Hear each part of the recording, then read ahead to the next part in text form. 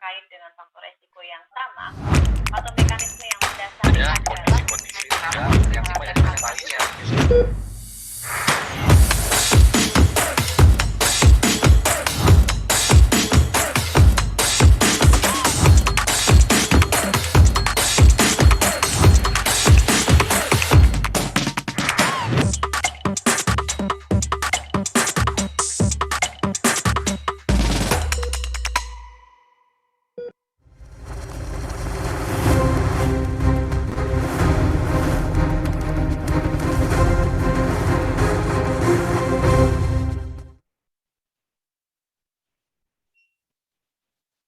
Oke, Assalamualaikum warahmatullahi wabarakatuh. Salam sejahtera buat kita semua. Selamat pagi, para teman-teman sejawat sekalian, para senior-senior saya. Pada pagi hari ini saya mau membuka suatu acara yang baru ya di sesi yang baru di annual INHRS meeting ini tentang bring your ECG, bring your case. Jadi ini adalah hal yang baru di mana presentan-presentan dari GP dari daerah-daerah akan mempresentasikan EKG dan kasus-kasus yang menarik yang berkaitan dengan EKG. Dan untuk itu kita sekarang kita hadir ini pembicara-pembicara yang aktif di bidangnya, yang pakar di bidang aritmia dan EKG, dan kita juga dimoderatori oleh bekerja sama dengan Satu Hari Satu EKG ya ini. Jadi merupakan kerjasama di antara keduanya, dan untuk membukanya saya akan menyerahkannya ke moderator. Moderator kita kali ini ada Dr. Yusuf Suseno, spesialis jantung dan pembuluh darah konsultan. Mungkin bisa ditampilkan CV-nya Dr. Yusuf.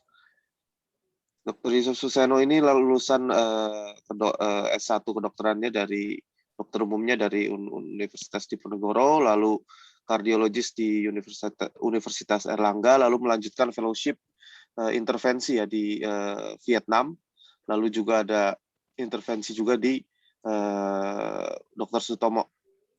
Lalu saat ini aktif sebagai kardiologis konsultan di Telogorejo, Rumah Sakit Telogorejo di Semarang.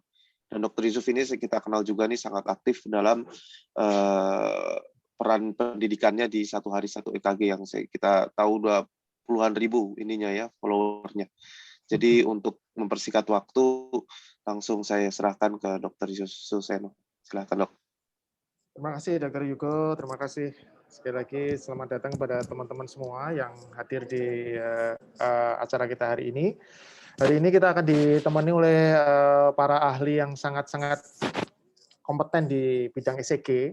Ya. Jadi ada Dr. Budi Bakti sebagai senior saya di Surabaya, Dr. Haryati yang sekarang bekerja di Pekanbaru ya Dok ya, kemudian Dr. Doni Friadi dari Jakarta.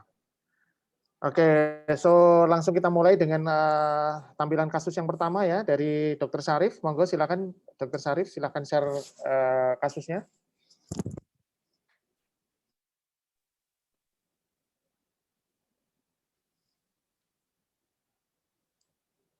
Siap. Izin dokter, apakah kelihatan dok? Kelihatan dok. Siap, baik. Izin saya mulai ya dok ya. Assalamualaikum warahmatullahi wabarakatuh. Selamat pagi untuk dokter-dokter semua dan teman-teman sejawat semuanya. Terima kasih atas kesempatan yang telah diberikan. Perkenalkan saya Dr. Muhammad Syarif Hidayatullah dari RSPAD Gatot Subroto. Izin menyampaikan untuk berpartisipasi mempresentasikan salah satu case kita di sini dengan judul I'm Okay, Episode of Long Pause. Oke, untuk sebagai awal presentasi di sini mungkin kita pengenalan dulu untuk pasiennya. Ini merupakan seorang laki-laki inisial dengan Tuan W, usia 51 tahun, pekerjaan pasien merupakan seorang tentara Angkatan Darat. Jadi pasien sebelumnya sudah pernah melakukan treadmill beberapa kali, cuman pada saat medical check-up yang terakhir saat melakukan treadmill itu ditemukan adanya salah satu kelainan. Kemudian dirujuk ke RSPAD untuk menjalani medical check-up yang lengkap. Mungkin yang wajib kita ketahui di sini atau yang penting, pasien mengaku tidak ada keluhan sama sekali dengan melampirkan beberapa hasil lab dan juga beberapa hasil pemeriksaan lain yang juga dalam batas normal. Kemudian di sini untuk additional data, untuk ECG pada saat pasien istirahat, ini kita sama-sama bisa ngelihat ya. Di sini untuk pasien pada saat istirahat, PR intervalnya ditemukan ada sedikit pemanjangan, itu pada range sekitar 240 sampai 280 milisecond, di mana ini kita kategorikan sebagai first degree AV block. Kemudian ini merupakan gambaran salah satu treadmill pasien. Jadi ditemukan adanya atrial flutter pada saat exercise. Pada saat ditanyakan keluhan pasien pada saat kejadian ini, pasien hanya mengaku hanya terasa sedikit berdebar-debar dok. Cuman pada umumnya ya saya tidak ada keluhan yang berarti seperti itu. Kemudian di RSPAD kita lakukan Holter monitoring selama 1 kali 24 jam. Di sini dengan beats total 55.739.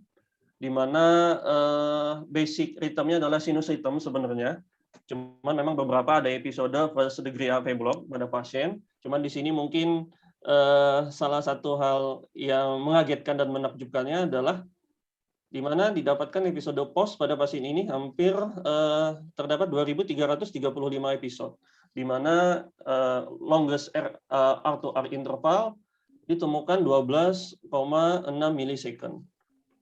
Kemudian pada perbandingan Taki dan Brady episode pada pasien selama 24 jam dengan daily activities pasien seperti biasa, ini ditemukan bahwa chronotrophic incompetence di mana takikardi itu tidak ditemukan sama sekali dan episode Brady mendominasi hampir semua episode pada pasien, yaitu hampir 90%. Kemudian untuk ekstrasistol sendiri tidak bermakna. Ini hanya ditemukan 12 kali, di mana kurang dari 1%, dan juga hanya satu bentuk atau univokal. Dan yang menjadi bahasan kita kali ini adalah di mana terjadi sinus arrest terjadi beberapa kali tanpa disertai adanya keluhan. Nah, ini saya lampirkan salah satu hasil dari Holter monitoring pasien yang R2R intervalnya yang paling panjang. Ini terjadi pada pukul 5:11 pagi. Pada saat ini pasien mengaku sedang aktivitasnya baru selesai sholat subuh dan sedang mengaji. Kemudian saat ditanyakan apakah ada keluhan, lagi-lagi pasien hanya menjawab, nggak ada dok, saya baik-baik saja. Nah, hal inilah mungkin yang menjadi bahasan yang bisa kita diskusikan bersama-sama, di mana mungkin kasus sinus node dysfunction dengan beberapa kali episode pos mungkin suatu hal yang lazim kita temukan.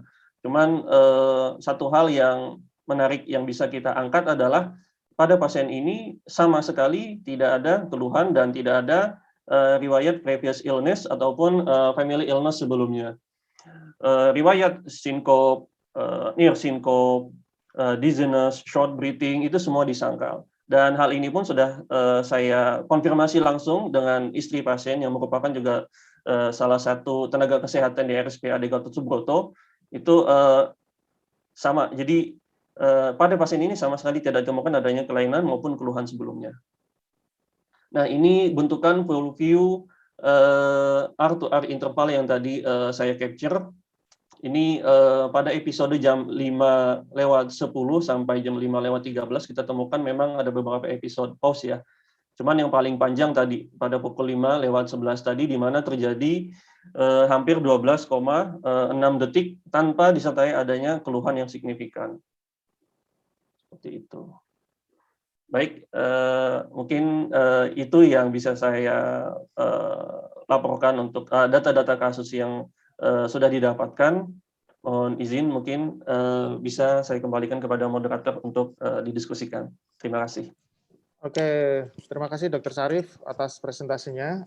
Ini sementara slide-nya tetap slide Dr. Syarif ya, karena nanti akan dibahas oleh para panelis.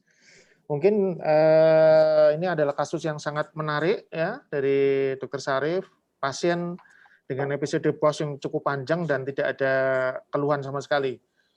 Satu hal saya mungkin Dr. Syarif saya minta tolong dari tadi waktu treadmill lah, ini satu hal yang cukup baik. Jadi ada episode di mana ketika pasien beraktivitas tinggi, beliau juga mengalami atrial flutter gitu ya.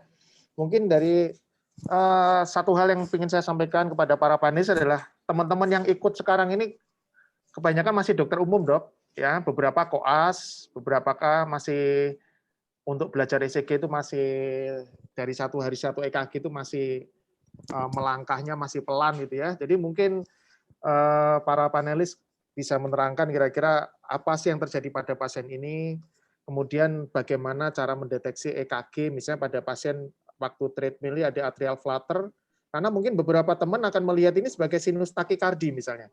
Kecuali misalnya dokter Syarif yang udah biasa banget lihat ECG, oh ini flutter nih. Tapi beberapa teman-teman dokter umum bisa aja misinterpretasi melihat ECG ini sebagai misalnya sinus takikardi. Mungkin dari Dokter Budi Bakti, monggo dok, saya persilakan dok. Terima kasih. Kalau kita melihat di sini satu ECG menunjukkan takikardi ya, lebih dari 100, sekitar 120-an ya kalau nggak salah. 120 kali per menit dengan GRS yang sempit. Ini takikardi GRS sempit. Bisa sinus takikardi, bisa suatu gampangannya SVT, supraventricular takikardi, bisa atrial flutter maupun atrial fibrillasi. Kalau kita melihat dari ECG ini, kita melihat yang paling jelas itu di V2 ya. Di V2 itu tampak bentukan gelombang ini seperti gigi gergaji, suatu tanda khas dari atrial flutter. Demikian juga di ini yang panjang ini ya.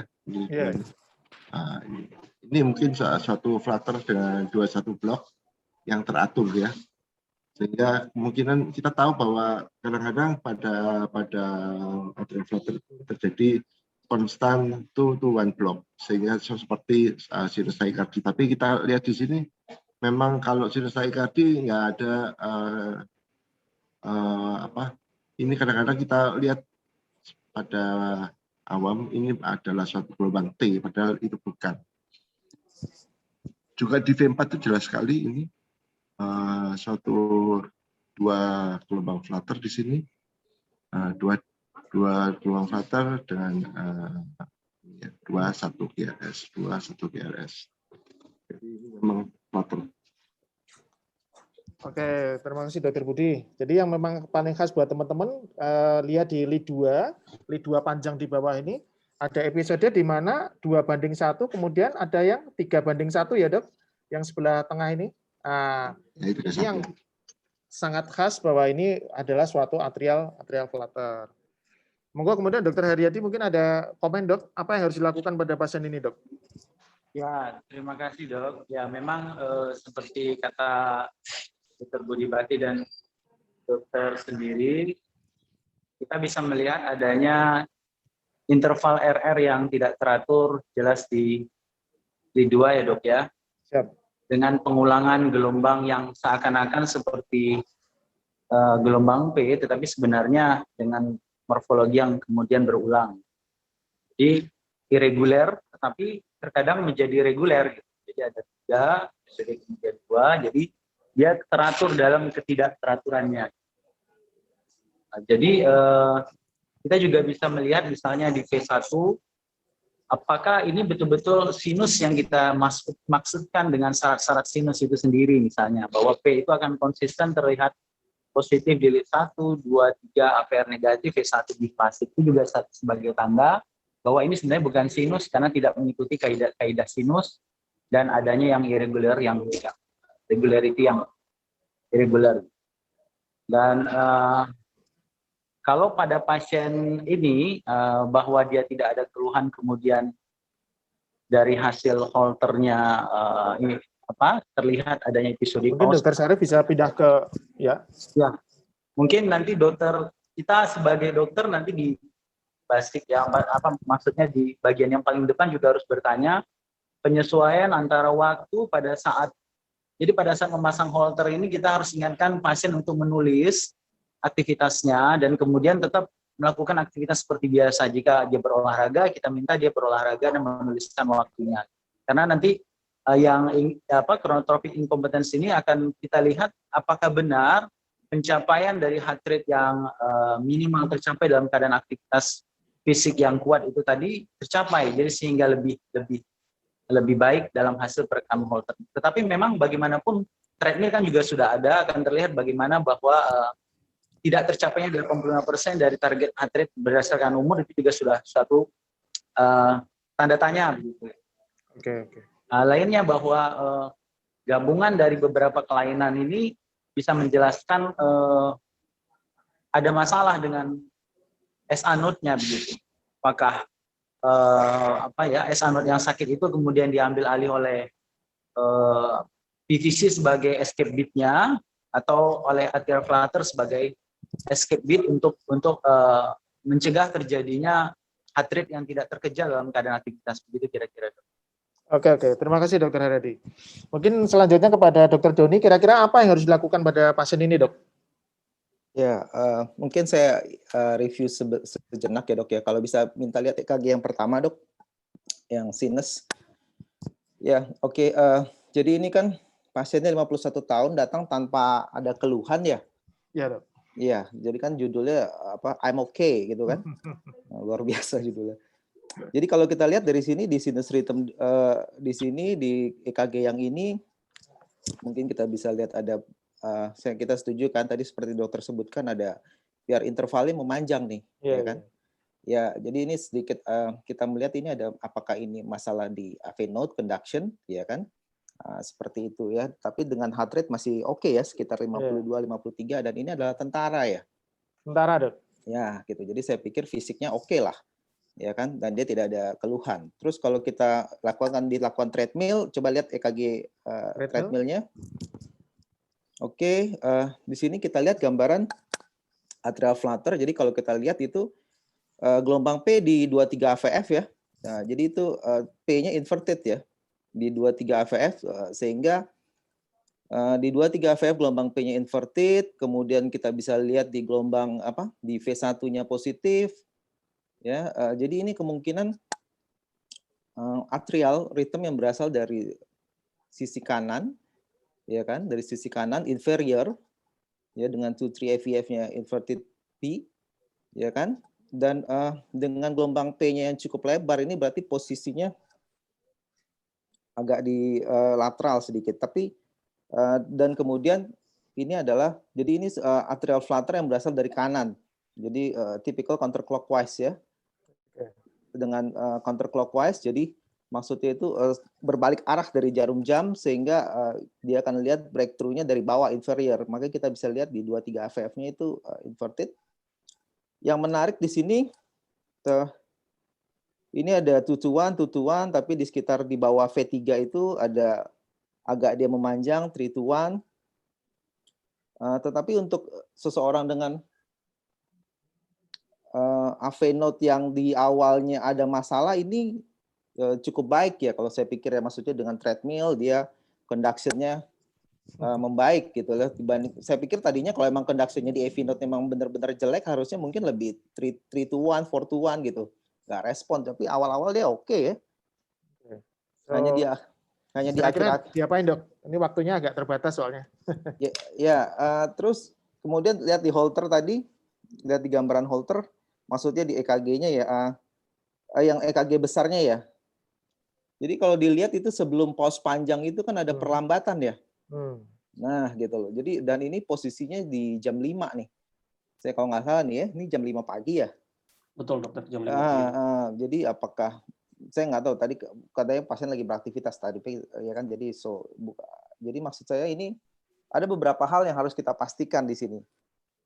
Pertama, apakah di sini tidak ada pengaruh dari obat-obatan dari pasien gitu ya, apakah dia mengkonsumsi obat, ya kan, yaitu karena kita harus menyingkirkan kemungkinan dia mungkin pernah mendapatkan semacam digitalis gitu, karena untuk atrial flutter-nya saya nggak tahu. Makanya dia datang dengan AV block, prolong AV block ya, prolong AV node ya di sinus rhythm-nya. Kemudian ini exit blocks yang panjang begini itu masih bisa karena pengaruh dari digitalis gitu. Oke. Nah, jadi sementara Dr. Doni kita to treat or not to treat nih sama pasien ini, Dok. Ya, kita masih harus lihat dulu reversible cause ada nggak pada pasien ini. Baik. Oke, terima kasih Dr. Syarif, Dr. Doni, Dr. Budi Bakti. Untuk kasus pertama ini kita selesai sampai di sini ya. Oke, untuk kasus kedua, Dr. Kevin, monggo dok. Silakan share screen.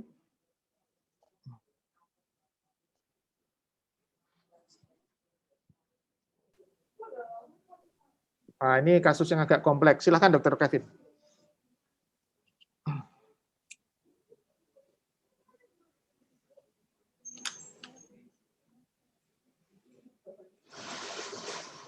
Waktu 3 menit aja untuk presentasi. Silakan dok. Assalamualaikum warahmatullahi wabarakatuh. Saya ucapkan terima kasih kepada pada Kristen Kandia atas kesempatan kasus yang saya dapatkan. Kasus yang tadi. Sebagai ilustrasi, dengan kemudian adanya gejala berulang, sehingga merasakan Dr. Kevin, mungkin suaranya kurang begitu jelas, bisa lebih dekat ke mungkin speaker or anu.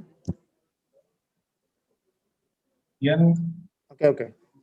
Sudah jelas ada kan? Ya, lebih jelas. Oke, terus. Kemudian gejalanya sudah dirasakan kurang lebih beberapa bulan terakhir. Penyakit dahulunya pasien pernah mendapatkan operasi hemosodiastri dengan pasca operasi terdapat komplikasi total fibrosis. Kemudian pasien melakukan pemasangan permanen pacemaker di Malaysia di rumah sakit tempat pasien melakukan operasi, kemudian disarankan untuk kontrol tiap tahun. Pada tahun 2019 pasien direncanakan untuk mengganti baterai di tahun 2020. Karena pandemi, akhirnya pasien tidak datang untuk kontrol. datang ke IGD dengan keluhan yang kan berikut hasil pemisahannya untuk pemeriksaan fisik semua dalam batas normal. Misalnya didapatkan ada memang terdapat TPM di atrium abdominal yang ditanamkan di bagian epikardil. Hasil EKG-nya terdapatkan 2 hasil EKG. Pacemaker-nya bekerja bagaimana mestinya. Dapatkan ada spike yang diikuti oleh beat intrinsik sekitar 90 DPM. Saat pasien merasa dan mulai merasa ada gejala, kita dapatkan EKG yang kedua, indikasi ada masalah. Jadi ada spike yang tidak diikuti oleh beat intrinsik, kemudian ada spike yang diberikan oleh generator BPM dalam beat intrinsik. Ada indikasi failure to capture dan failure to sense. Selanjutnya mungkin saya kembalikan ke analis dan pemberantaran. Oke, terima kasih Dr. Kevin. Monggo Dok, Dr. Budi Bakti. Mungkin dari ECG waktu ada keluhan itu, Dok, Dr. Kevin. Nah ini terutama. Apa yang terjadi Dok, kalau boleh dijelaskan kepada teman-teman para adik-adik dokter umum ini. Monggo Dok. Ya. Dokter yang mana dulu? Dokter, monggo Dr. Budi Bakti. Dari yang senior dulu, Dok. Senior dulu. Ya, rambutnya paling putih ya. Rambutnya paling putih. Ya, di sini pada penderita ini sudah dipasang pacu jantung epikardial. Kayak single chamber ya, karena kabelnya cuma satu. Dan karena itu single chamber, maka jenisnya mestinya VVI. Dengan rate sekitar 70 kali per menit ini, kalau lihat dari spike-nya. Tapi kalau kita melihat spike yang terjadi itu tidak menimbulkan pemacuan di ventricle. Artinya yang kita lihat di sini adalah irama intrinsik dari penderita sendiri yang dia jauh di bawah heart rate yang disetting oleh dokter untuk pacemaker-nya. Nah, karena ini harusnya kalau seperti ini mestinya pacemaker-nya bekerja, yaitu sesuai dengan spike-nya itu.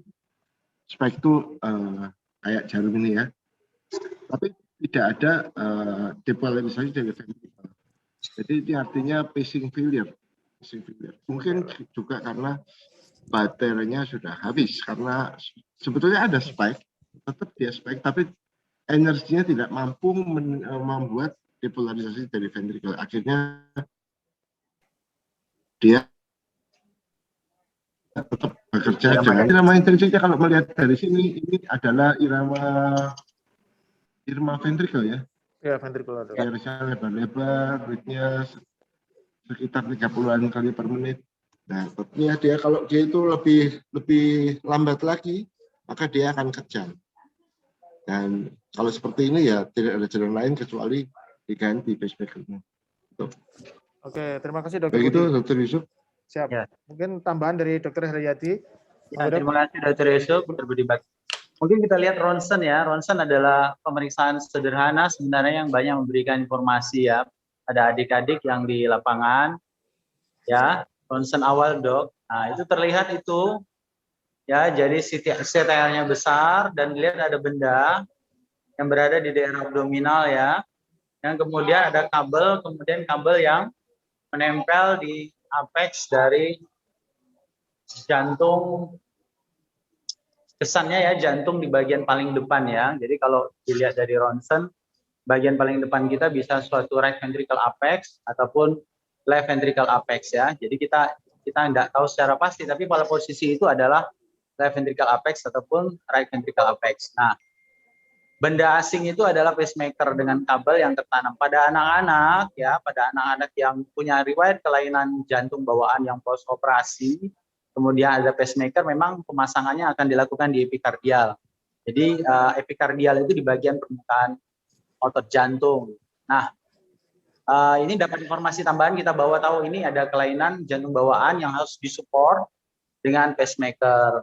ya yang sifatnya di bagian epikardial pemasangan lead-nya dengan jantung yang besar. Oke, kalau kemudian kita lihat ini EKG yang kedua ini, yang EKG yang pertama ini EKG yang kapan ya?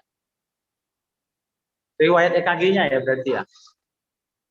Di awal masuk pasiennya Ya, kurang terdengar suaranya ya, Dok. Maksudnya kalau mungkin ini pas saat pasien tidak ada keluhan, Dok. oh gitu. Ya ya. Kemudian ketika ada keluhan, EKG yang berikutnya. Oh ya, jadi sebenarnya dalam episode yang tidak jauh berbeda ya dengan rekaman kedua ya. Ya ya. Jadi suatu hal yang agak aneh, kenapa awalnya kita lihat di sini rate-nya mencukupi ya dengan interval ya sekitar 70 sampai 90 kali per menit, tapi kemudian pada saat dia ada keluhan terus ada spike yang tidak diikuti oleh kontraksi atau gelombang QRS ya. Jadi ini kok dia sebentar capture, sebentar tidak capture. Apa ada masalah yang terjadi pada slide berikutnya, Mas Kevin? Slide berikutnya. Nah, jadi sehingga kita bisa melihat kok ini kenapa satu kali capture nanti suatu saat dia tidak capture. Ada masalah terhadap kabelnya yang kemudian ini ya yang bocor atau intermittent ya, kabelnya itu tidak bisa menyampaikan arus yang besar yang cukup, atau memang ujung permukaannya itu tidak menempel dengan baik sehingga energi yang diberikan kadang-kadang harus sangat besar, kemudian karena tidak cukup dia tidak spike, tidak diikuti oleh kontraksi. Tapi bahwa ini ada masalah terhadap kemampuannya untuk merangsang kontraksi ventrikal itu jelas ada masalah. Sayangnya tidak semua di beberapa lokasi itu punya alat untuk menginterogate-nya atau membaca pacemaker-nya. Jadi sehingga teman-teman yang adik-adik yang di dokter umum bisa secepatnya merujuk ya untuk memperlihatkan ada intermittent loss capture atau intermittent kegagalan pemacuan dari PPM yang dipasang. Mungkin itu Dokter Susilo. Oke, terima kasih Dokter Haryadi karena waktu yang agak terbatas. Intinya pasien ini kalau teman-teman di daerah dapat pasien seperti ini dan kelihatan bahwa ini ada masalah PPM yang bermasalah, harus segera dirujuk ya. Iya. Yang terpenting. Baik Dok. Oke, terima kasih. Kita lanjut ke kasus berikutnya dari Dokter Devima. Monggo Dok. Terima kasih Dokter. Apakah suara saya terdengar, Dok? Terdengar.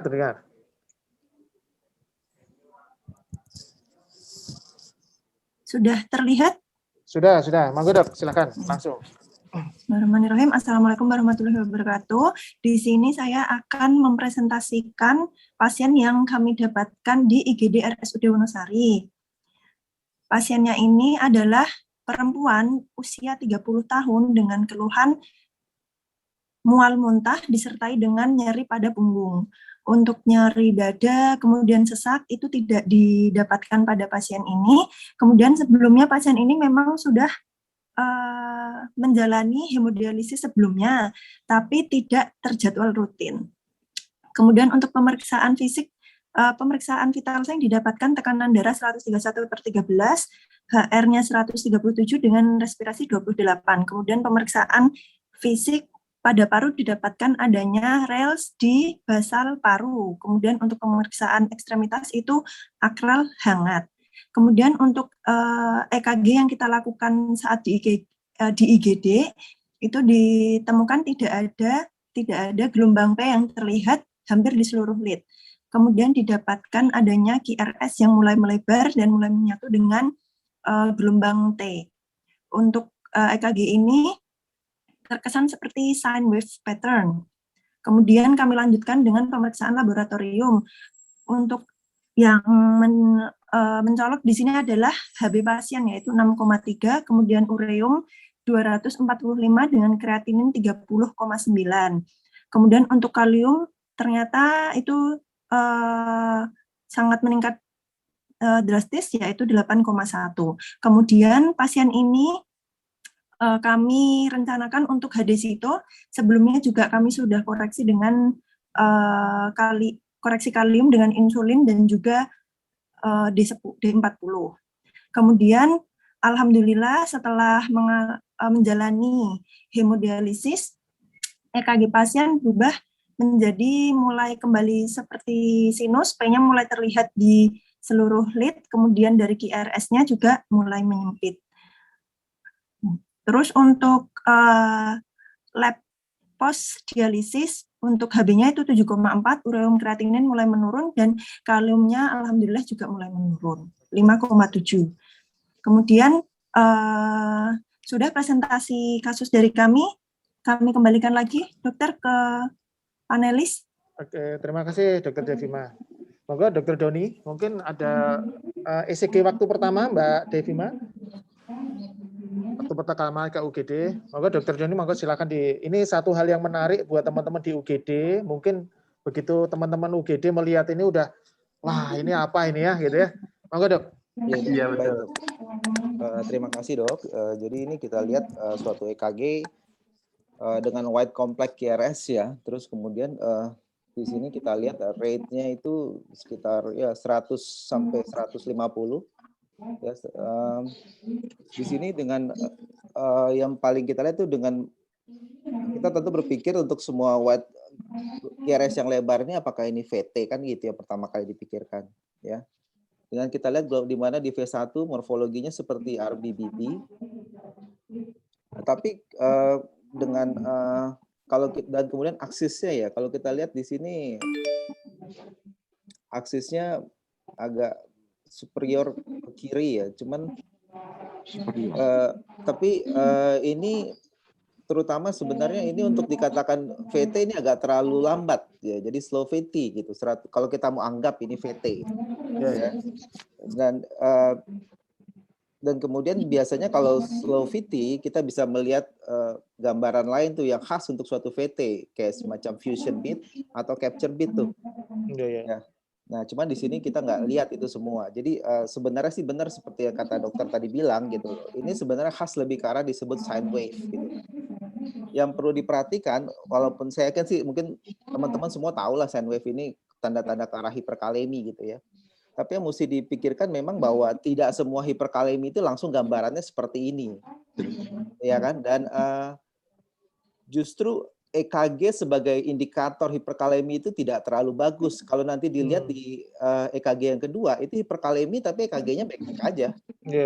Ya kan masih 5,7 tapi EKG-nya mulus gitu. Nah ini tapi bukan berarti EKG tidak penting pada kasus hiperkalemi, terutama kalau teman-teman ketemu gambaran yang seperti ini, yang disebut sine wave ini. Karena ini prekursor untuk terjadinya VF ini. Ya, jadi ini high risk kalau ada gambarannya sine wave seperti ini memang high risk untuk terjadi cardiac arrest.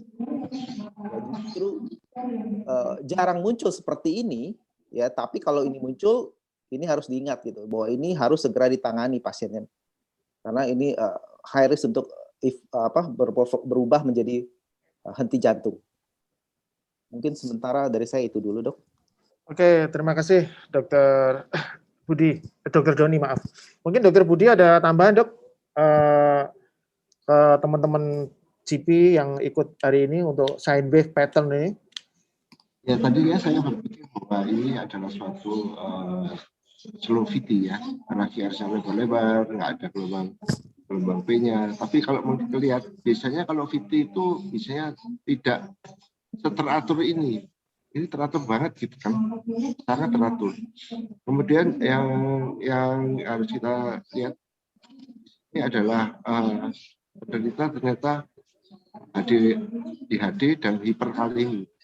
Tadi berapa kali tadi? 8 ya? Ya, sekitar 8, Dok. 8. Ya, jadi kemudian itu suatu sine wave seperti itu. Tapi yang seperti yang dilihat seperti VT ini jarang saya dapati. Yang sering malahan adalah SA block atau AV block. Jadi penderita itu malahan kreatinina tinggi, kemudian kaliumnya juga tinggi di atas 7. Yang terjadi adalah sinus arrest dengan junction atau ventricular escape rhythm. Jadi itu kemudian biasanya kita pasang temporal pacemaker sambil pasien DHD. Kalau sudah HD-nya dikerjakan dan kalium bisa turun, kemudian akan timbul sinus ritem lagi dan pacemaker-nya kita copot. Demikian. Oke, terima kasih Dr. Budi. Oke, kita langsung lanjut ke kasus berikutnya. Terima kasih. Intinya dari ini satu kasus yang sangat penting buat teman-teman semua, bahwa pasien kita harus tetap melihat klinis dari pasien. Ketika kita tahu pasiennya ini seorang pasien dengan gagal ginjal, ada anemia, riwayat pernah cuci darah, ECG-nya seperti itu, salah satu yang harus diberikan adalah suatu sign-based pattern karena hiperkalemia. Monggo Dr. Hartogu, silakan share screen, Dok.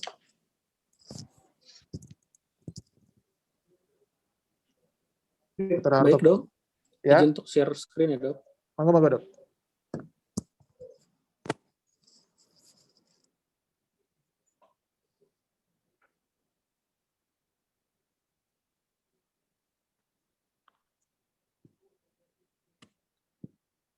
Baik, selamat pagi dokter-dokter sekalian. Perkenalkan, nama saya Hartogu dari Rumah Sakit Jantung Jakarta.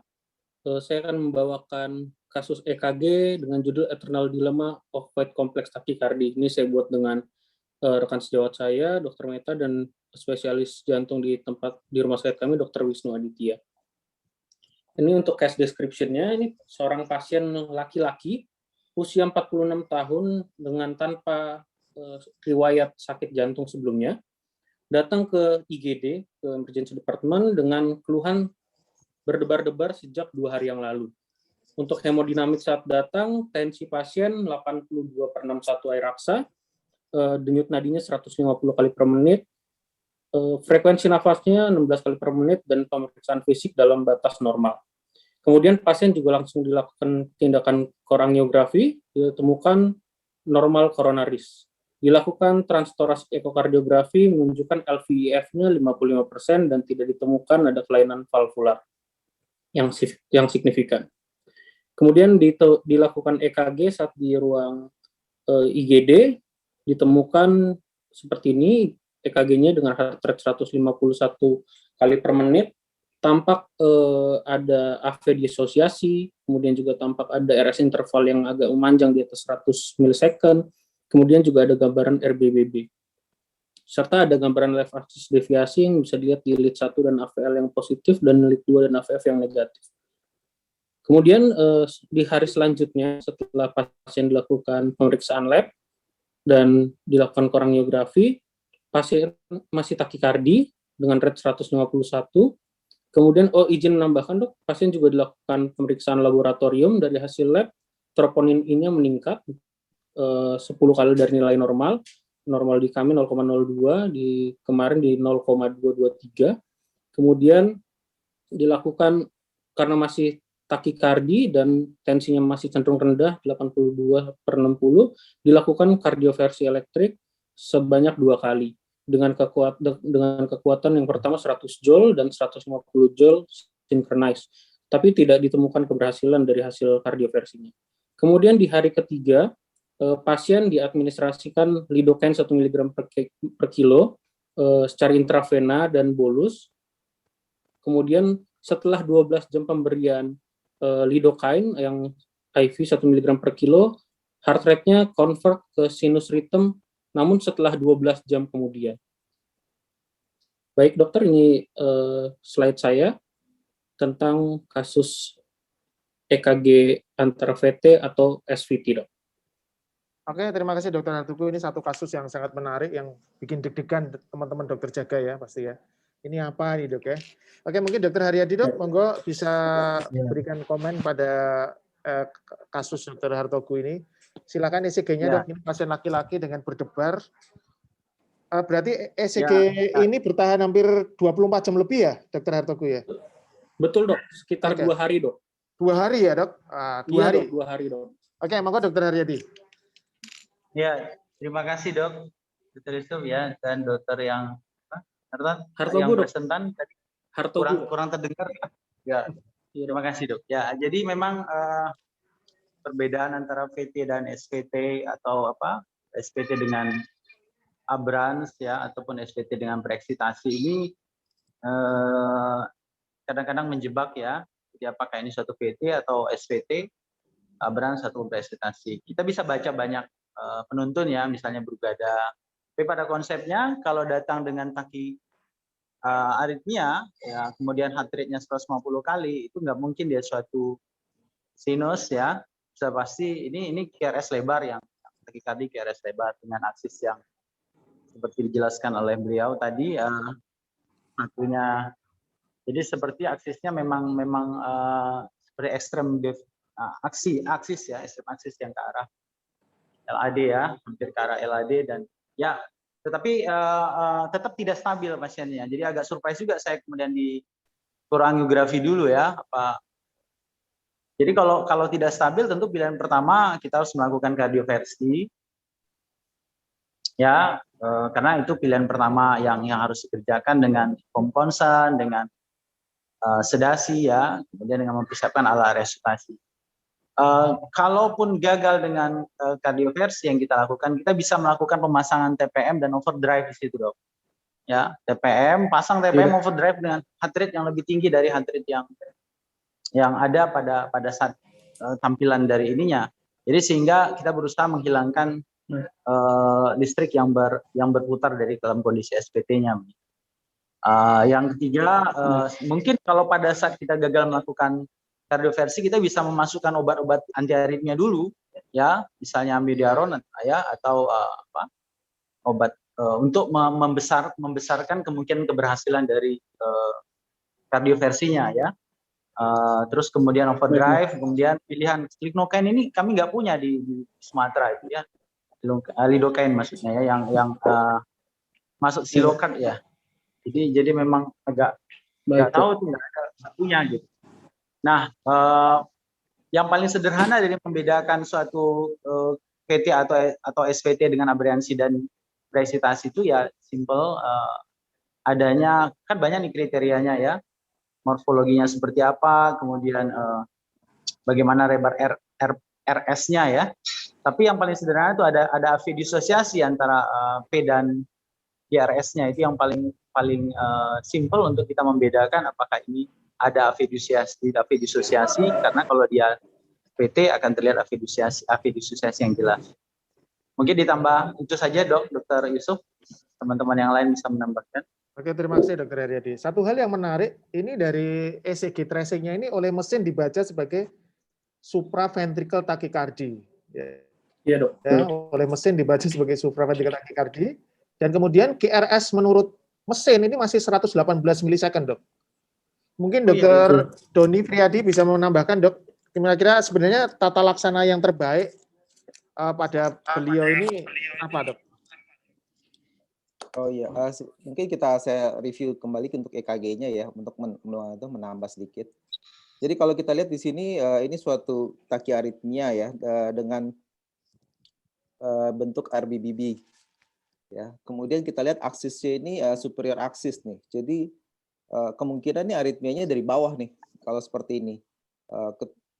Dan dengan bentuk morfologi di V1 dengan monofasik R, kemudian kita lihat RS yang besar ya, R per S-nya kurang dari 1 di V6 gitu, dengan superior aksis.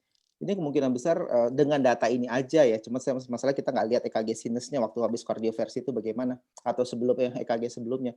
Ini kemungkinan besar VT sih. Ya, terus kemudian kalau melihat dia usia muda 40-an, tidak ada keluhan sebelumnya, kemungkinan ini idiopatik VT dengan kemungkinan yang antara ILVT atau papillary muscle VT, ya, di bagian LV yang agak mid. Jadi nggak benar-benar close ke septum, karena kita lihat di V1 itu QRS-nya agak lebar ya. Nah, mungkin itu. Untuk treatmentnya, kalau kita bicara ini aberransi, agak susah dinilai kalau dengan cuma punya EKG begini aja. Karena kalau aberransi, kita harus melihat kalau bisa sebelum terjadinya aritmia ini apa gitu. Apakah ada EPC atau VPC yang sebelumnya mencetuskan terjadi bentuk seperti ini, ya kan? Kemudian jadi bagaimana EKG post setelah kardioversinya, bagaimana, apakah aksisnya ada berubah atau tidak? Karena untuk mekanismenya yang paling mungkin kalau ini suatu aberransi, ini kemungkinan ya FVRT yang bisa mempertahankan aritmia dengan posisi QRS lebar selama ini, tapi saya nggak yakin FVRT bisa bertahan sampai beberapa hari ya, tapi apalagi nggak convert dengan kardioversi. Jadi kalau misalnya ini suatu kemungkinan besar ini suatu, tapi tetap buat teman-teman yang di depan semua QRS lebar dianggap VT sampai terbukti bukan. Tapi kalau ini suatu vascular VT, kemungkinan besar bisa dicoba dengan CCB ya. Paling itu dulu dok dari saya dok. Oke, terima kasih Dokter Doni. Mungkin Dokter Bodi ada yang mau nambahkan. Ini kalau misalnya itu tadi kasusnya agak menarik karena di kardioversi tidak kembali dok. Nah, ini kira-kira pilihannya amiodaron atau lidokain atau yang lain dok. Kalau misalnya tadi Dokter Hari sudah sampaikan untuk dengan pasang tes TPM ya, tapi di overdrive ya. Tapi kan tidak semua rumah sakit ada dok. Monggo dok, gimana dok? Ya, itu nomor satu kita harus pastikan dulu bahwa ini memang betul-betul PT atau SVT dengan aparensi. Kalau kita pakai berbagai algoritma, kita bisa melihat bahwa satu, apakah ini concordance, artinya dari V1 sampai V6 itu semua ke bawah, tapi ini enggak, ini discordant. Kemudian yang kedua, apakah ada R di recordial leads. Kalau nggak ada, maka ini cenderung ke VT. Tapi ini kan ada R, gelombang R. Nah, kalau ada gelombang R, kita ukur dari R, puncak R sampai titik nadir atau gelombang S-nya berapa. Kalau dia lebih dari 100 milisecond, maka ini. Kalau kita lihat di sini, kalau tadi saya perbesar di bukan di laptop, di handphone saya ini lebih dari 100, maka ini cenderung VT. Kalau melihat AV dissociation itu agak sulit ya, tapi ini yang di bawah itu ada, kita melihat ada gelombang P, satu gelombang P di bawah itu yang panjang, yang panjang, sebentar, mana ya? Ada tadi. Ini dok, ini. Ini. P3 mungkin dok. Ini. Kemudian bisa pakai annotate dari Zoom. Ya, ini kemudian annotate. Ini satu ini, kemudian kita melihat bahwa gelombang T-nya berubah. Dari ini yang ada, ini kan berubah. Jadi ini ada AV dissociasi. Cuman kalau dari kriteria Brugada aja, dari satu dia ada gelombang R, kemudian jarak dari R ke S lebih dari 100 cenderung ke VT ya dok. Okay. Lalu saya juga juga agak kadang-kadang kita melakukan satu DC shock, kadang-kadang memang nggak berhasil. Saya setuju dengan Dr. Haryadi. Biasanya kita berikan amiodaron bolus dulu, kemudian kita lakukan DC shock yang kedua. Itu DC shock-nya cuma 100 dan 150. Kenapa nggak dilanjutkan sampai 200? Mungkin dengan 200 bisa convert daripada menunggu sampai 24 jam. Kenapa? Dok, kok ditunggu 24 jam kemudian baru dikasih dukain? Karena pasiennya kan sebenarnya pasiennya awake dok, sadar penuh. Jadi ketika kami sudah sedasi pun dengan fentanyl dan midazolam dok, setelah 2 kali kami kerjakan 100 dan 150, pasiennya kesakitan dok. Oh, gitu. Dia nampaknya kapok dok di kardioversi lagi dok. Ya, maksud saya adalah kenapa nggak pada waktu gagal langsung diberikan lidokain atau amiodaron, kalau menunggu 24 jam gitu. Oh, mohon maaf dok, memang agak kurang lengkap dok. Sebenarnya sudah saya cantumkan di PPT sebelumnya. Jadi sebenarnya saat awal masuk IGD, kami sempat curiga ini suatu SVT dok. Jadi kami berikan terlebih dahulu adenosin dok dengan dosis 6-12 dan 12, namun tidak convert. Nah, kemudian kami lanjutkan tidak convert dok. Kemudian kalau tidak convert artinya apa? Kalau tidak convert? Berarti bukan SVT dok. Yes, bukan SVT. Kemudian kami lanjutkan dengan amiodaron IV dok. Di bolus dan di drip, namun tidak ada hasil. Oh ya, kemudian baru kita lakukan korangiografi karena ada tropi yang meningkat, namun tidak ada lesi dok. Selanjutnya masih lanjut amiodaron, tidak ada respon, baru kami berikan lidocaine, dok. Ya, ini baru jelas. Jadi Iya, dok, mohon maaf, dok. Loh, kenapa kok lidocaine doang kemudian? Ya. Oke. Iya, dok. Oke, terima kasih Dokter Budi. Jadi intinya antara saya sekali lagi buat teman-teman yang masih agak bingung membedakan VT sama SVT, ada di YouTube Ina HRS, salah satu kuliah dari senior tentang membedakan white QRS tachycardia. Dan satu hal dari Dokter Doni tadi, kalau teman-teman ragu-ragu white QRS tachycardia, udah treat sebagai VT aja, ya, karena 80% white QRS tachycardia sebenarnya adalah VT, ya. Oke, terima kasih Dokter Hartoku sharingnya. Kasus yang sangat menarik. Oke, terakhir pasien kita dari Dr. Niki Alexandra. Monggo.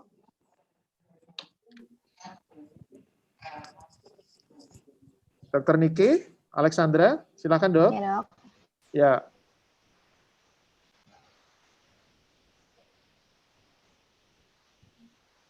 Silakan share screen dok.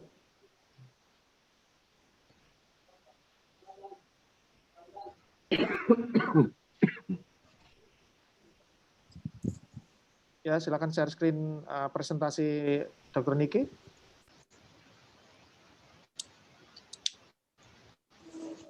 Apakah screen-nya sudah kelihatan, dok? Gimana, dok?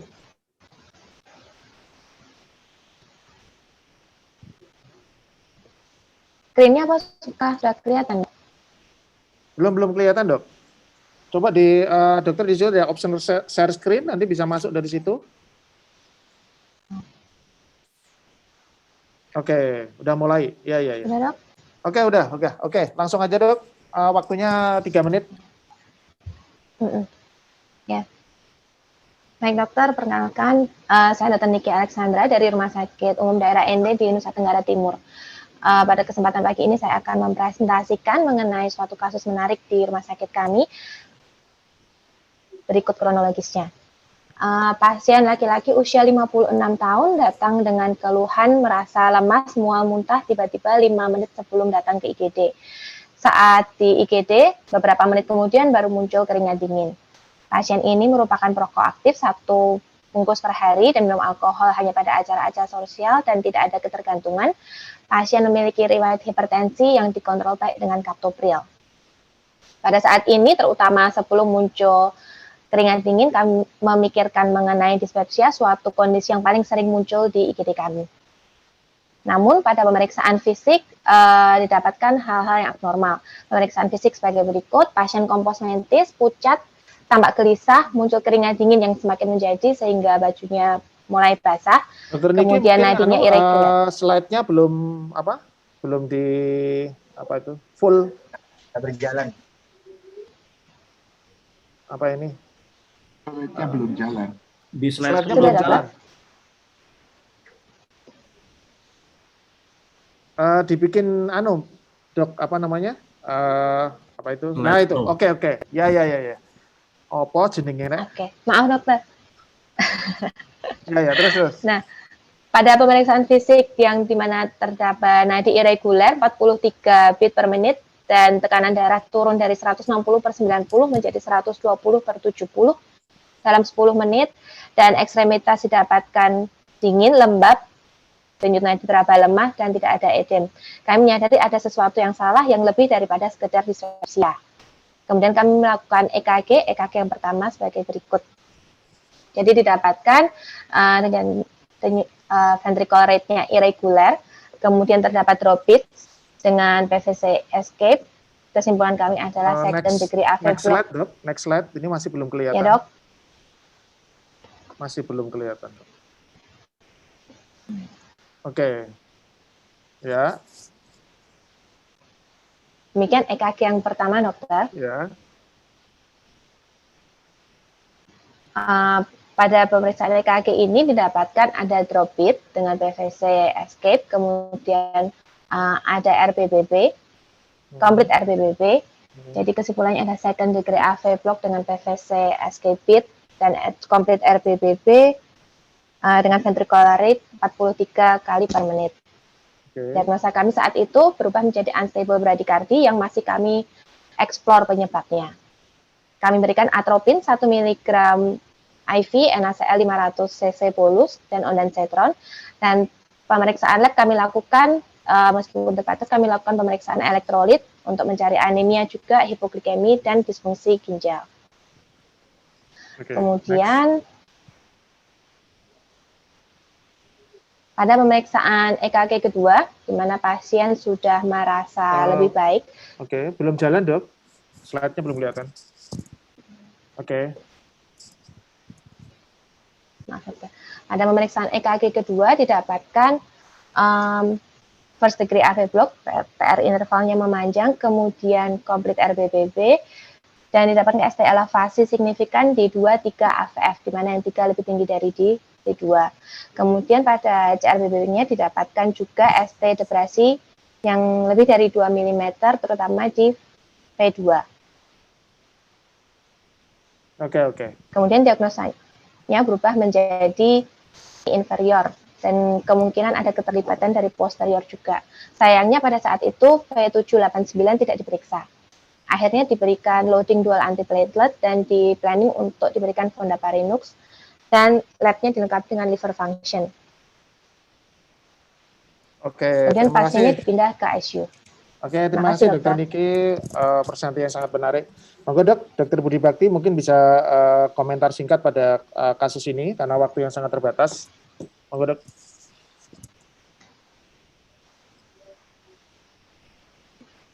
Di unmute dulu Dok. Maaf Dok. Di unmute dulu. Oke. Sayangnya tidak ada dua panjang ya, sehingga kita tidak bisa melihat secara lengkap. Tapi kalau melihat di sini adalah pasien itu dengan right bundle branch block, di sini adalah dengan total AV block disertai isi untuk escape rhythm-nya.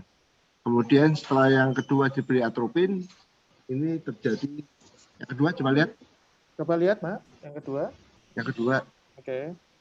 Nah, yang kedua ada ST elevasi, berarti itu STEMI inferior, dengan RBBB plus first degree AV block. Kalau kita, terminologi kita kalau first degree AV block dengan RBBB itu kita biasanya kita sebut sebagai bivascular block yang sangat rentan untuk terjadinya suatu AV block total.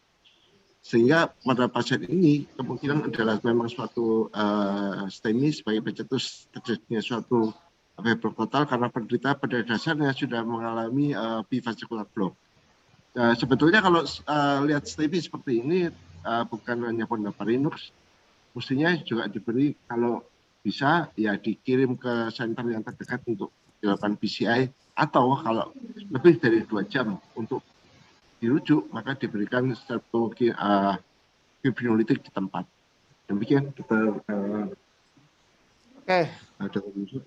Terima kasih Dr. Budi, Dr. Haryadi, Dr. Doni, keren-keren sekali buat para presentan ya. Kasus yang terakhir ini adalah kasus yang sering terjadi pada pasien dengan STEMI inferior, di mana kadang-kadang terjadi suatu komplikasi bradikadi, total AV block, dan kemudian tadi gangguan stabilitas dari kondisi pasien. Saya kira untuk pertemuan hari ini saya cukupkan. Mungkin ada pertanyaan dari peserta, kayaknya nggak ada, Dok. Sebentar saya lihat di Q&A, Dok. Apakah ada tempatnya adenosintes? Tadi sudah ada ditanya, sudah dijawab dan sudah dilakukan, ada tempat. Gimana karoviti tapi dengan koroner, apakah ada tempat kardioversi? Ya, saya kira seperti biasa ya, ada koroner apa enggak, intinya kalau memang dia kondisi unstable bisa dilakukan kardioversi. Oke, saya kira itu saja dari saya, tepat jam 10, acara sudah saya tutup, terima kasih. Wassalamualaikum warahmatullahi wabarakatuh. Moga kepada PIC silakan dilanjutkan aja. Terima kasih. Assalamualaikum warahmatullahi wabarakatuh. Waalaikumsalam warahmatullahi wabarakatuh. Terima kasih Dr. Yusuf Suseno, Dr. Budi Bakti, Dr. Haryadi, Dr. Doni Friadi untuk dan para presentan untuk pemaparannya. Jadi ini emang baru pertama ya. Jadi mungkin case-nya ini agak banyak, diskusinya mungkin kurang. Nanti untuk yang kedua kalinya akan dibuat lebih banyak diskusinya, porsi diskusinya. Itu mungkin saya akan coba simpulkan dulu. Jadi dari Saya bisa share screen nggak? Dari beberapa presentasi hari ini ya. Saya coba simpulkan. Ya, ini yang kasus pertama tadi yang dengan SND ya, dengan paus panjang. Ini lagi-lagi atrial flutter. Ini saya coba simpulkan dari kacamata GP, dari kacamata dokter umum. Ini kita lihat kalau ada EKG seperti ini, di mana P wave-nya nggak jelas dan sangat coarse kayak gini, ini mungkin suatu atrial flutter. Dan itu juga yang tadi di pertanyaan ada nomor 1 ada pertanyaan dokter Niki, bisa nggak itu sinus node-nya nggak ada diambil alih sama flutter ya? Itu bisa, itu namanya tachybrady syndrome. Seperti itu. Nah, ini juga untuk seperti ini paus. Nah, ini kita lihat juga kalau misalnya paus. Nah, ini kan paus tiba-tiba nggak ada QRS. Nah, kita lihat yang pausnya apa, P wave-nya atau ada P wave tapi block. Kalau seperti ini P wave-nya nggak ada, ini namanya sinus arrest. Jadi yang bermasalah sinus node-nya, bukan si AV node-nya. Kalau AV node-nya ada P yang nggak diterusin QRS. Lalu ini yang selanjutnya, juga kalau kita ngelihat dengan tadi seperti sudah dijelaskan sebelumnya, kalau misalnya ada EKG PPM, kalau ada spike harus ada QRS. Kalau misalnya nggak ada spike nggak ada QRS, artinya dia loss capture, jadi harus dirujuk. Seperti itu. Lalu yang ini yang tadi dari untuk gambaran hiperkalemi, kita harus selalu curiga. Tadi seperti dari panelis sudah bilang bahwa kalau misalnya masih muda, apalagi ada riwayat HD, kita curiga ada hiperkalemi seperti itu. Ya, kalau misalnya kayak gini gimana? Misalnya bisa juga saya tambahkan CA glukonas. Seperti itu, CA glukonas bisa menormalisasi gelombang T-nya. Mungkin setelah CA glukonas ternyata ini suatu hiperkalemi biasa. Jadi bukan suatu ventricle tachycardia. Lalu yang di kasus keempat ini menarik ya, ini memang sangat sering yang dilemanya ini terjadi gitu ya, antara SVT atau VT ya, SVT abrans atau VT. Kalau saya sendiri pribadi saya ngelihatnya biasanya gambaran RBBB-nya tipikal nggak? Ini coba contohnya ini aja, RBBB V1-nya kayak gini. Tapi di V6 R-nya kecil aja. S-nya dalam. Nah, kalau kayak gitu biasanya lebih sugestif ke VT. Kecuali dia RBBB-nya memang gambaran RBBB biasa. Seperti itu. Lalu yang EKG terakhir saya kira klasik ya untuk STEMI inferior dengan gangguan irama, karena ya itu vagal tone-nya tinggi pada saat itu. Jadi wajar saja akan terjadi blok-blokan yang harus kita lihat. Jadi kalau misalnya TAVB dengan nyeri dada, kita harus curiga selalu adanya STEMI. Seperti itu. Jadi mungkin itu saja yang bisa saya sampaikan. Mungkin dari Ketua Panitia atau Dr. Diki ada yang mau ditambahkan? Ketua INHRS? Dr. Erika? Ya, paling untuk yang nanti malam itu, coba tadi ditampilkan lagi. Hamid. Ya, nanti malam ada dari INHRS dalam rangka AF campaign, ada edukasi jantung sehat ya. Jadi mungkin bisa sejawat sekalian menyampaikan ke teman-teman, sanak keluarga dan masyarakat, pasien-pasien bahwa dari INHRS dalam rangka AF campaign dan mengenal gangguan jantung, terutama gangguan irama jantung, nanti malam ada Instagram Live ya, bisa bergabung di sini jam 7 malam. Ya, saya harap bisa memberikan edukasi sedikit untuk masyarakat awam. Demikian. Oke, terima kasih Dr. Diki. Ya, itu mungkin ini jadi INHRS ini ada rangkaian-rangkaian acara yang sayang untuk dilewatkan ya. Jadi banyak pembahasan dari yang advance, dari yang basic sampai yang advance juga ada. Jadi kami sangat berharap bahwa peserta yang hadir hari ini yang banyak hari ini bisa turut serta dalam webinar series dari INHRS ini. Oke, untuk karena sudah tidak ada lagi, mungkin kita akan tutup dengan Assalamualaikum warahmatullahi wabarakatuh. Semoga ini semua hari ini sesi ini menjadi berguna dan menambah hasanah ilmu buat kita semua. Waalaikumsalam. Waalaikumsalam warahmatullahi wabarakatuh.